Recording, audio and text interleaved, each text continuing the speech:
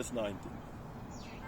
But when Isaac's servants dug in the valley and found there well spring water, the herdsmen of Gerar quarreled with Isaac's herdsmen, saying, "The water is ours." So they called the name of the well Esek, because they contended with him. Okay, so in the first instance, it's like before they left and Abimelech told them to go away, right? All they did is they tried to stop the wells.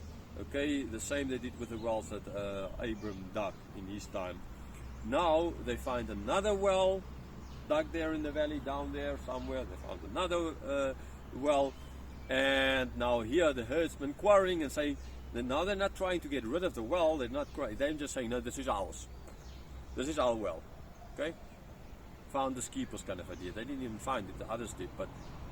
And so what is Isaac going to do? Is Isaac just going to say, no, it's my herdsmen who dug it. It's my herdsmen who found it. Okay, and there are all these other wells here, which my father dug here. No, again, Isaac is not Abram. Isaac is going to say, oh, they're quarreling over there. Let's give the place a name of Isaac. And they contended with me, and kind of that's that.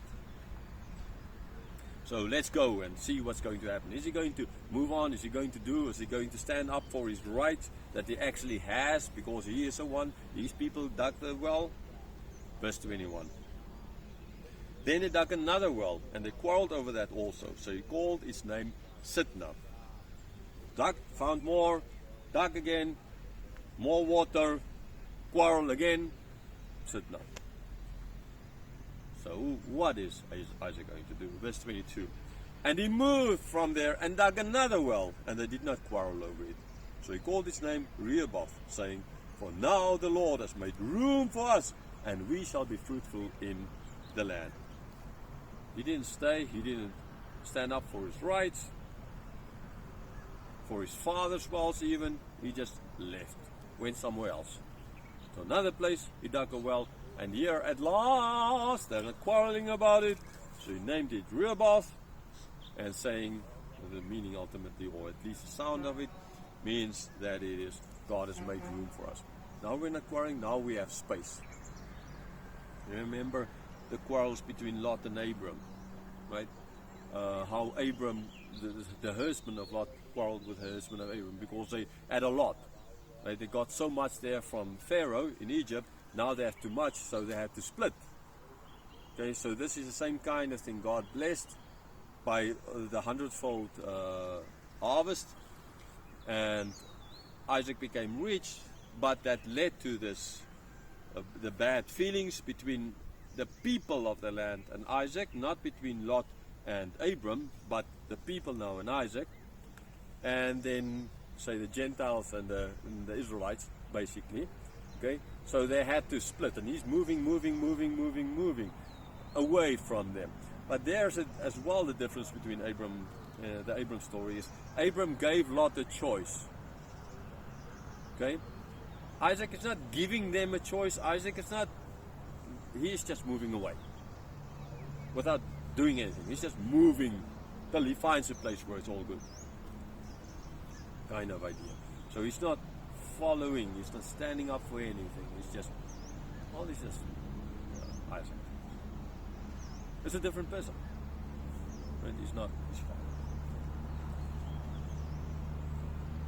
So now we can be fruitful. Verse 23.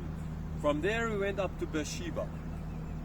Now we don't know why he then left and went to Beersheba. Okay, it doesn't really state states it here. Okay, so he had found a well, dug a well. God made land for room for them, and now it's maybe the drought is over. He can go back.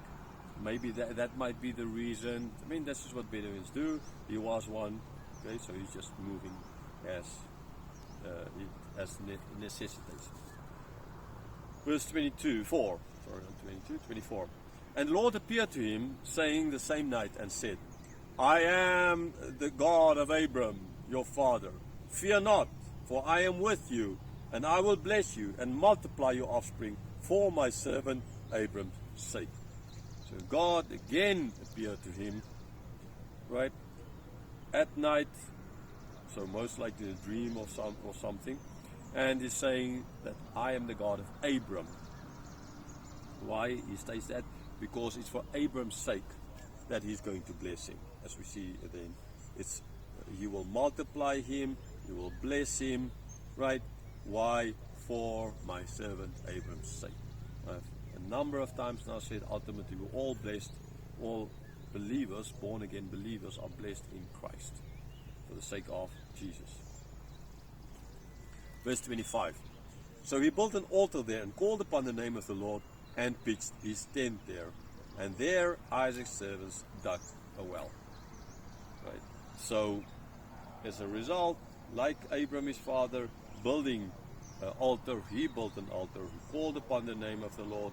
That reminds us, take us back all the way to Genesis, at the beginning of Genesis chapter 4, where Seth's descendants called on the name of the Lord. Right, Abram called on the name of the Lord. Here he is calling on the name of the Lord.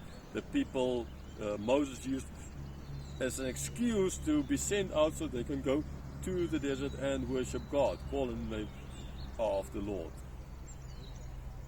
So this as well is a line that flows of calling in on the name of the Lord. And the same thing we need to still do, call the name of the Lord. And again, like a Bedouin, he needs the water, so they dig a well, and they found understandably water as well. And so, yeah, there's a lot of well digging. We see this political maneuvering here of well digging because it's such an important part of life. It's an essential part of life. I already said you can live without food, but you can't live without water. I mean, you can't live always without food. I mean, you can live long without food, but you can't survive more than 3 days without water.